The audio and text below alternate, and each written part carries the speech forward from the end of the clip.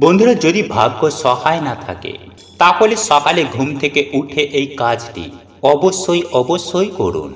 এটি করলে জীবনে কখনো দারিদ্রতা আসবে না, সেই সঙ্গে আপনার ভাগ্য আপনার সহায় থাকবে।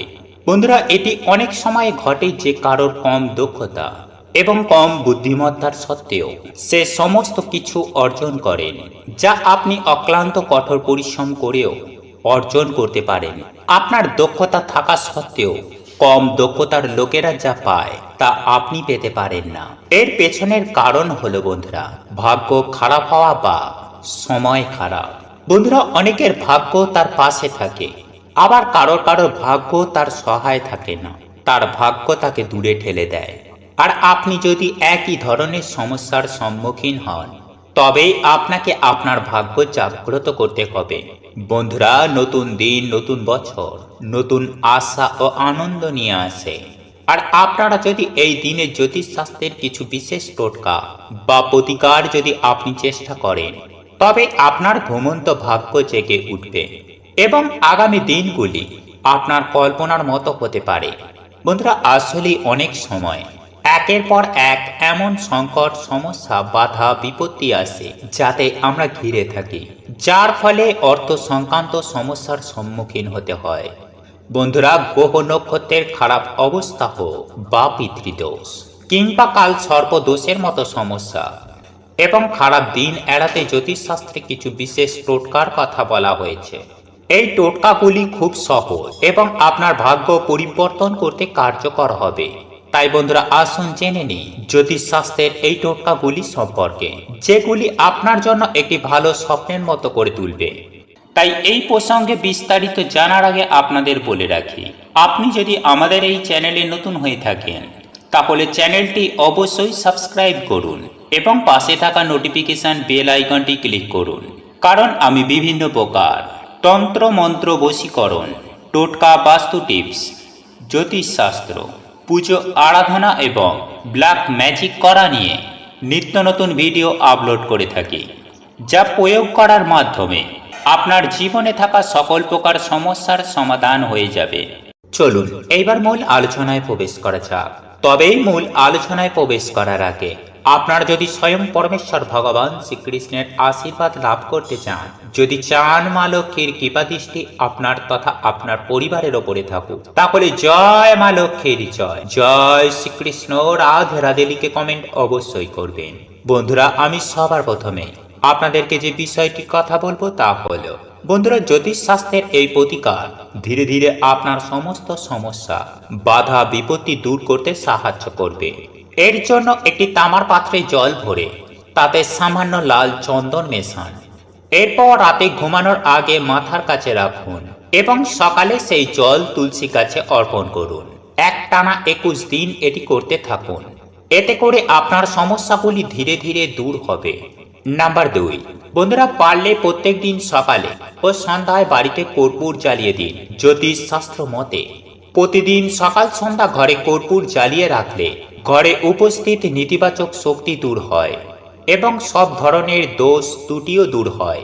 এতে করে পরিবারের অশান্তি, কলহ দূর হবে এবং পরিবারের সদস্যদের মধ্যে পারস্পরিক ভালোবাসা বাড়বে। এছাড়াও পরিবারের সদস্যদের অগ্রগতি হবে। বন্ধুরা, এই কর্পূরের প্রতিকার আপনার ঘর থেকে বাস্তু দোষও দূর করবে। নাম্বার 3, বন্ধুরা, অনেক সময় একজন মানুষ খুব পরিশ্রম করে তবেই অর্থ উপার্জন করে, কিন্তু তারপরেও তার হাতে টাকা থাকে না। এর জন্য একটা ঢাকনা দেওয়া রূপার পাত্র নিয়ে আসুন। সেই পাত্রে কিছুটা জল ভরে আপনার সিন্দুক বা আলমারি, যেখানে আপনি টাকা পয়সা রাখেন, সেখানে রাখুন এবং সেই জল শুকিয়ে গেলে আবার জল দিয়ে ভরে নিন। এতে আপনার হাতে টাকা থাকবে এবং জমা হবে। নাম্বার 4, বন্ধুরা, জ্যোতিষশাস্ত্র অনুসারে প্রতিদিন সকাল সন্ধ্যা হনুমান চালিসা পাঠ করার অভ্যাস করুন।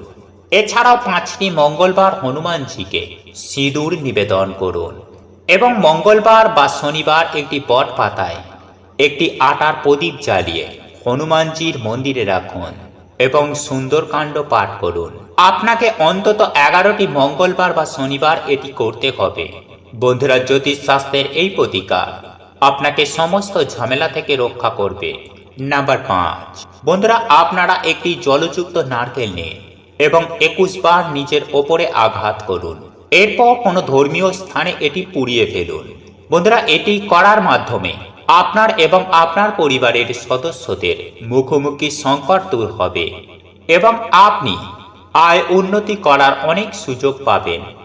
নাম্বার 6, বন্ধুরা শনিবার দিন ছায়া দান করতে হবে। এর জন্য শনিবার একটি তামার পাত্রে সরিষার তেল এবং একটি মুদ্রা বা কয়েনে রাখুন এবং এতে আপনার প্রতিফলন দেখুন, অর্থাৎ তেলের মধ্যে আপনার ছায়াটি দেখুন। তারপরে কোনো অভাবীকে এই তেল দিয়ে দিন।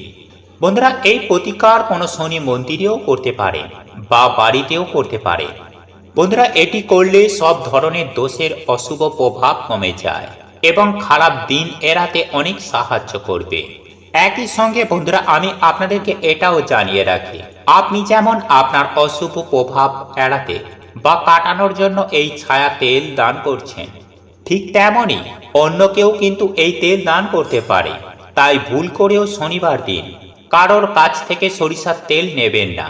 আর আপনি যদি ভুল করেও এই সরিষার তেল শনিবার দিন কারোর কাছ থেকে নেন, তাহলে সেই ব্যক্তির দুঃখ, কষ্ট, জ্বালা যন্ত্রণা, রোগ ব্যাধি আপনার মধ্যে চলে আসবে এবং আপনার সারাটা জীবন মাথা চাপড়ানো ছাড়া আর কিছুই বাকি থাকবে না।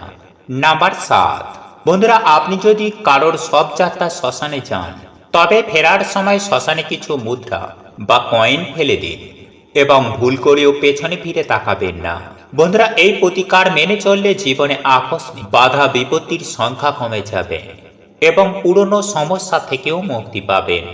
এছাড়াও আপনার মধ্যে যদি কোনো দোষ থাকে তবে তাও দূর হয়ে যাবে এবং সব থেকে বড় কথা হলো আপনি ঐশ্বরিক সাহায্য পাবেন। নাম্বার 8, বন্ধুরা জ্যোতিষশাস্ত্র অনুসারে ঘরে একটি রূপার হাতি রাখা শুভ বলে মনে করা হয়। এর জন্য ঘরে কমপক্ষে 150 গ্রাম শক্ত রূপা রূপার হাতি রাখতে হবে। এটি আপনাকে অনেক অনেক শুভ ফল প্রদান করবে। নাম্বার 9, বন্ধুরা এটা বিশ্বাস করা হয় যে খাবার রান্না করার সময় সদা সর্বদাই প্রথম রুটিটি গরুর জন্য এবং শেষ রুটিটি কুকুরের জন্য বের করা উচিত। এটি করলে আপনার ভাগ্য আপনার সহায় হতে শুরু করবে। তাই প্রতিদিন গরু এবং কুকুরকে রুটি খাওয়ান। নাম্বার 10, বন্ধুরা আপনি যদি আর্থিক সমস্যায় অস্থির হয়ে থাকেন এবং অর্থ পাওয়ার কোনো উপায় খুঁজে না পান, তবে আপনাকে 21টি শুক্রবার মহালক্ষ্মীর পুজো করা উচিত এবং কেশরযুক্ত ক্ষীর বা মিছরির পায়েস ভোগ নিবেদন করা উচিত। এরপরে 9 বছরের 5টি মেয়েকে প্রসাদ হিসাবে ক্ষীর এবং পায়েস দিন। তারপর বাড়ির জ্যেষ্ঠ মহিলাকে প্রসাদ দিন এবং তারপরে পুরো পরিবার প্রসাদ গ্রহণ করুন। এতে করে ধীরে ধীরে আর্থিক সমস্যা দূর হবে এবং অর্থ উপার্জনের পথও সুগম হবে। শুক্রবারে নিজেকে এবং আপনার ঘরকে সম্পূর্ণ পরিষ্কার পরিচ্ছন্ন রাখুন এবং উপবাস রাখুন এবং পারলে উপবাস থাকুন। এছাড়াও ঘরকে সুগন্ধি করে তুলতে পারফিউম বা ধূপ ধুনো ব্যবহার করুন। এরপরে মহালক্ষ্মীর পূজা করুন। এই দিন বাড়িতে টক জিনিস ব্যবহার করবেন না। বন্ধুরা আপনি চাইলে মা লক্ষ্মীর মন্দিরে গিয়ে 11টি পদ্ম ফুল অর্পণ করুন এবং 9টি ঘিয়ের প্রদীপ জ্বালিয়ে পূজা করুন। এছাড়াও সাদা কাপড় দান করুন। এতে করে আপনার অর্থ সংক্রান্ত যাবতীয় সমস্যা দূর হবে এবং সমস্ত কাজ যথাসময়ে সম্পূর্ণ হবে। নাম্বার 11, বন্ধুরা যদি আপনাদের ব্যবসায় আয় উন্নতি না হয়, তবে শুক্লপক্ষের শুক্রবার কর্মক্ষেত্র, কারখানা, দোকান, ব্যবসা ইত্যাদি দরজার উভয় পাশে সামান্য গমের আটা রাখুন। মনে রাখবেন যে এটি করার সময় কেউ আপনাকে দেখতে না পারে। এছাড়াও পূজা ঘরে শ্রী যন্ত্র স্থাপন করুন। এটি করলে আপনার ব্যবসায় ভালো আয় উন্নতি হবে এবং দেবী লক্ষ্মীর আশীর্বাদ বজায় থাকবে। নাম্বার 12, বন্ধুরা আপনি যদি আপনার কর্মজীবনে সুসংবাদ না পান বা আপনার চাকরিতে যদি অগ্রগতি না পান, তবে শুক্রবার একটি স্টিলের তালা নিয়ে আসুন। তবে এটি কেনার সময় বা কেনার পরে এটি ভালো না খারাপ তা পরীক্ষা করার জন্য খুলবেন না। শুক্রবার রাতে এটি আপনার শোবার ঘরে রাখুন এবং তারপরে শনিবার এটি কোনো ধর্মীয় স্থানে রেখে দিন। কেউ এই তালা খুললে আপনার ভাগ্যের তালাও খুলে যাবে। নাম্বার 13, বন্ধুরা আমরা প্রত্যেকেই জানি যে বাড়িতে নেতিবাচক শক্তির প্রভাব থাকলে আয় উন্নতির পথে বাধা সৃষ্টি হয়। তাই বাড়িতে ব্যাপ্ত নেতিবাচক শক্তিকে দূর করতে মঙ্গলবার, বৃহস্পতিবার ও শনিবার গোবরের ঘুঁটের ওপর লোবান ও গুগুল জ্বালিয়ে বাড়িতে এর ধুনো দেখান। অফিস বা দোকানেও এই উপায় করুন। এই উপায়ে সমস্ত নেতিবাচক শক্তির প্রভাব দূর হবে এবং শুভ শক্তি বিস্তার করবে। বন্ধুরা, আর্থিক সমস্যা অনেক দুঃখের মূল কারণ। তাই প্রত্যেক ব্যক্তি যথেষ্ট অর্থ উপার্জন করার চেষ্টা করে। ধন সম্পদের দেবী লক্ষ্মীকে খুশি করার জন্য সবাই আপ্রাণ চেষ্টা করে, কিন্তু অনেক সময় একজন ব্যক্তি জেনে বা না জেনে এমন ভুল করে থাকেন যা দেবী লক্ষ্মীকে অসন্তুষ্ট করে। বিশেষ করে সকালে করা এই ধরনের ভুলগুলি দেবী লক্ষ্মীকে অসন্তুষ্ট করে এবং ব্যক্তি শীঘ্রই দারিদ্র্য দ্বারা পরিবেষ্টিত হয় এবং তিনি চাইলেও তার পরিকল্পনার সেরা ফল পান না। তাই বন্ধুরা, বাস্তুশাস্ত্রে বলা হয়েছে যে যারা সকালে ঘুম থেকে ওঠার সাথে সাথে এই 4টি কাজ করে তাদের ঘরে দারিদ্রতা কখনোই কড়া নাড়তে পারে না। তাই চলুন জেনে নেওয়া যাক সকালে ঘুম থেকে উঠে কোন 4টি কাজ করা উচিত। নাম্বার 1, বন্ধুরা বাস্তুশাস্ত্রে বলা হয়েছে যে বাড়িতে সূর্যোদয়ের আগে ঝাড়ু দেওয়া হয় সেখানে কখনো সুখ সমৃদ্ধির অভাব হয় না। এছাড়াও সবসময় ঘরের প্রধান দরজা সূর্যোদয়ের আগে খুলে দেওয়া উচিত। জানালা দরজা দিয়ে সূর্যের প্রথম রশ্মি এসে বাড়িকে সম্পদের ভাণ্ডারে ভরে দেয়। যারা সূর্য ওঠা পর্যন্ত ঘুমায় তাদের ঘরে সব সময় দারিদ্রতা থাকে।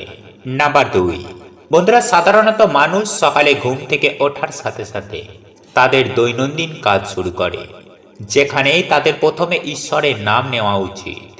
রাধে কৃষ্ণ, সীতারাম, শ্রীমান নারায়ণ, নারায়ণের মতো শব্দ দিয়ে আপনার দিন শুরু করা উচিত। এরপরে আপনার উভয় হাতের তালু সংযুক্ত করুন এবং এই মন্ত্রটি জপ করুন। করাগ্যে বসতে লক্ষ্মী, করমধ্যে সরস্বতী, করমূলে তু গোবিন্দ, প্রভাতে কার্দ দর্শনম। বন্ধুরা, এটি করলে আপনার বাড়িতে অর্থের অভাব হবে না। নাম্বার 3, বন্ধুরা সকালে ঘুম থেকে ওঠার পর টয়লেট করে স্নান ইত্যাদি করার পর ভগবান সূর্য নারায়ণকে জল অর্পণ করুন। যেসব বাড়িতে লোকেরা নিয়মিত এটি অনুসরণ করে সেখানে দারিদ্রতা অনেক দূরে থাকে। শিশুদের হাত দিয়ে সকালে সূর্যদেবকে জল নিবেদন করলে তাদের বুদ্ধিরও বিকাশ ঘটে। সূর্যদেবকেই জল নিবেদন করার সময় এই মন্ত্রগুলি জপ করুন। 1, ওম সূর্যম নমঃ। 2, ওম ভানুবে নমঃ। 3, ওম খগায় নমঃ। 4, ওম ভাস্করায় নমঃ। 5, ওম আদিত্যায় নমঃ।